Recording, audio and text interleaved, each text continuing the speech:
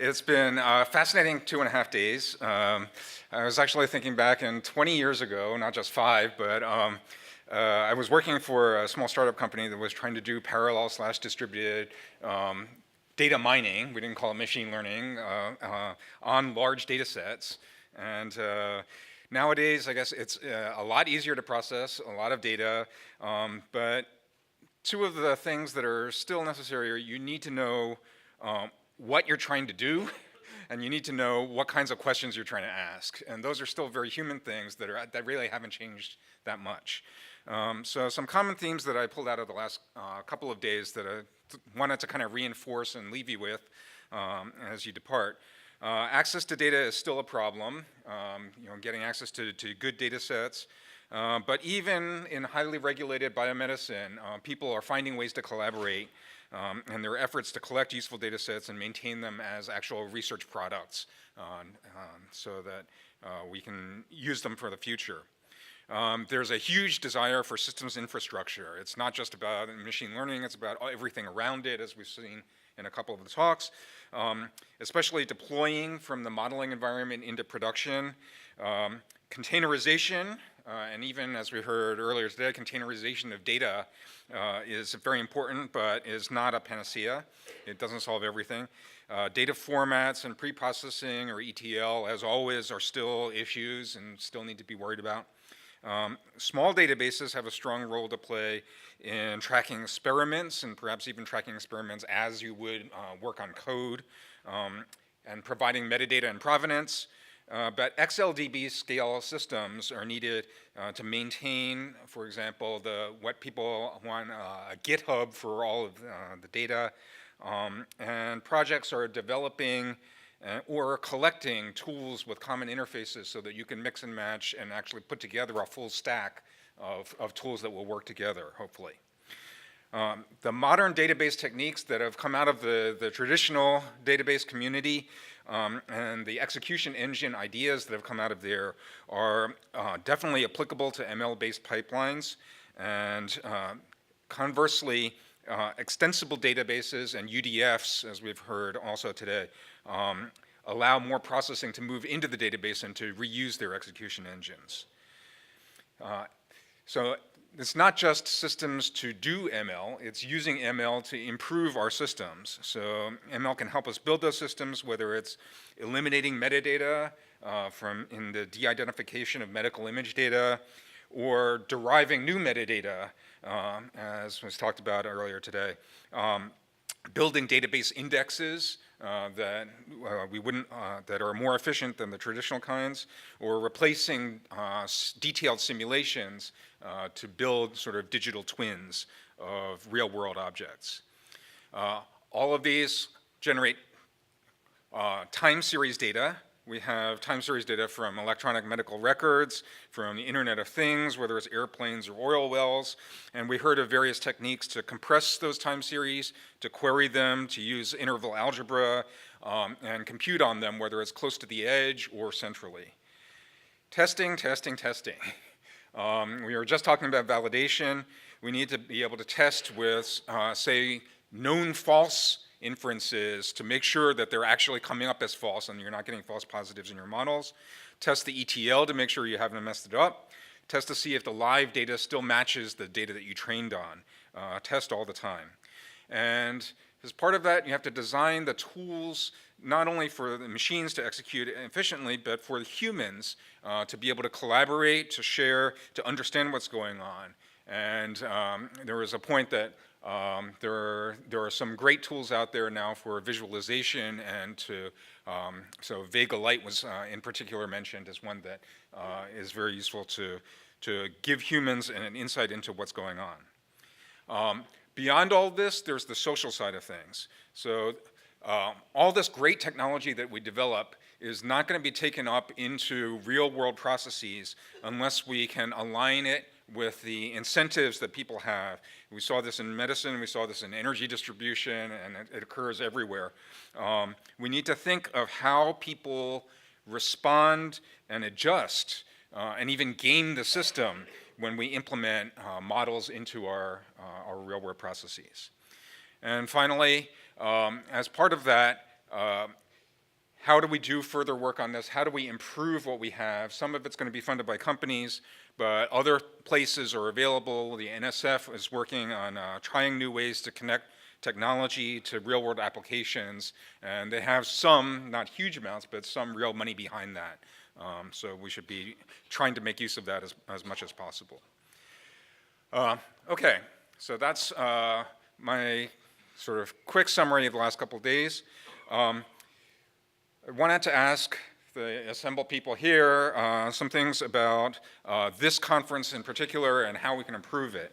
So one thing we all know is that getting a program together, getting the speakers arranged earlier will help everything. I mean, it'll help in terms of getting sponsors. We've had money from Teradata, from the Moore Foundation, which is greatly appreciated, but we want to attract more sponsors to help pay for events like this. And we need to attract more attendees as well. Word of mouth or social networking helps. We're looking at other ways of marketing, perhaps co-locating with other conferences. That may be additional ways of attracting people to what we think is a great program. So we know those kinds of things, but what else is there out there that we can do to improve the experience for people here? Anybody want to say anything? If you don't, we will also have a way to send us feedback. We'll create a feedback form and publicize that to the mailing list. But if there's anything anybody wants to bring up now, anxious to hear it. Okay, Frank.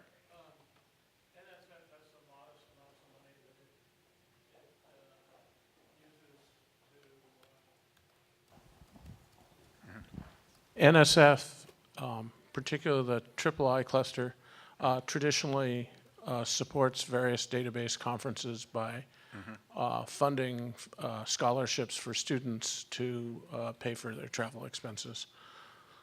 So you can talk to me or other people at III about that. It's not huge amounts of money, but it'll pay for a dozen students or something, maybe. That would be nice, okay. Okay. And the EU does similar things.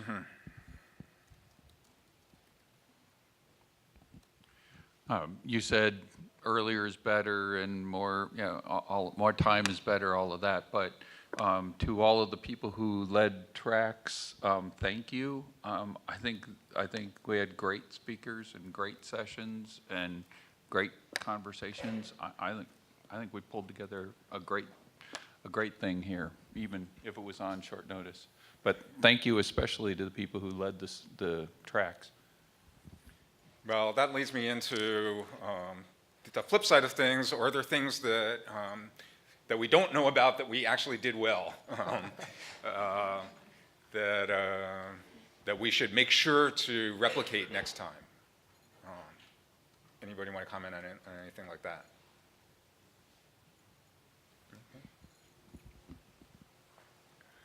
I just want to say personally, I enjoyed that it was single track, that I could attend all the sessions. I thought they were really informative and I learned a lot, so thank you. Yeah, we've tried to keep the single track for now 10 years, so I think we're going to continue that way.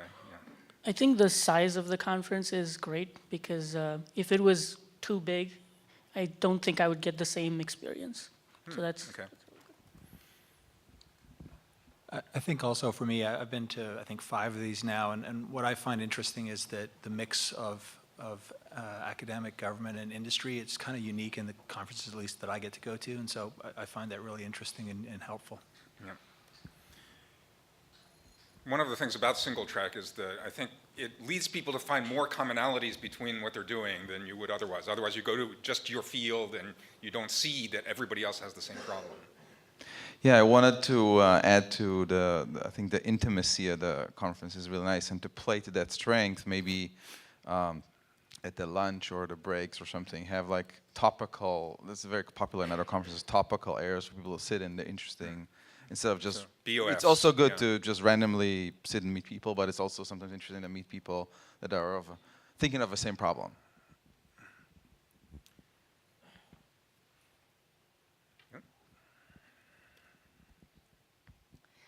I like the lightning talks and the fact that the videos are available on YouTube. So if I missed anything, I can always look it up. I really like them. Okay. Yeah. Well, lots of pluses. Nobody wants to say the minuses out loud. Yeah. I'm not sure whether this will fit in correctly or not, but these are all only yearly ones, right? So my proposal or input is, make it 2 times a year. I don't know whether that would. So the reason is a lot of research happens in the year, and there is a gap. The gap is, could steer us in a different direction. So if you're bringing the academia and industry and life, the real practical examples here, if you have, frequent of these things, then that would help the all organizations, all compartments there. Yeah, it's a huge amount of work, and it's a lot of time, I mean, even for attendees. So I don't think the same people could come 4 times a year necessarily. But we have tried to think about whether there's some other way of doing this more virtually. Mailing list didn't work out very well, but maybe there are some other ways of getting the community together in between that we can look into. Okay. And so finally, when we get the feedback form out there, please submit it. Vote for lightning talks. We want to find out which ones were your favorites, and watch for announcements for the next XLDB. And other than that, thank you all for coming, for participating. Oh, Frank, one last comment. Do you have an estimated dates for next year? No, I do not. So, oh, there is. Oh.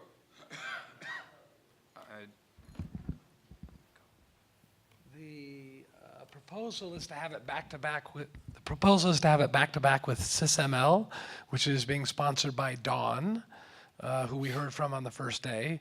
And those dates, that would be the week of March 31st, which is a Sunday, through the following Thursday or Friday, something like that. So the first week in April. We haven't checked out rooms, we haven't checked out anything. This is really just an idea to get closer with Dawn. And I was going to actually ask for feedback on that idea. Do you want to get closer to Dawn? We heard some talks, and there were a number of participants from Dawn in the workshops. We don't want this to become a machine learning workshop per se, but we know that data and machine learning have a lot to work on together. So doing it back to back, we thought had some advantages. Any yays or nays? How many people think that would be a good idea to have those back to back, regardless of the dates? Okay. Few. How many think it would be a bad idea? Maybe 1. Okay. Okay. So the ratio, but a lot of undecided. A lot of abstains. Yeah. Okay. Okay, so that's a tentative possibility, I guess, that we're investigating. Very tentative. So thank you all for coming. Thank you all for participating, for talking with each other, for being part of the community. And lunch and posters are outside here, to my right. Thank you, everyone.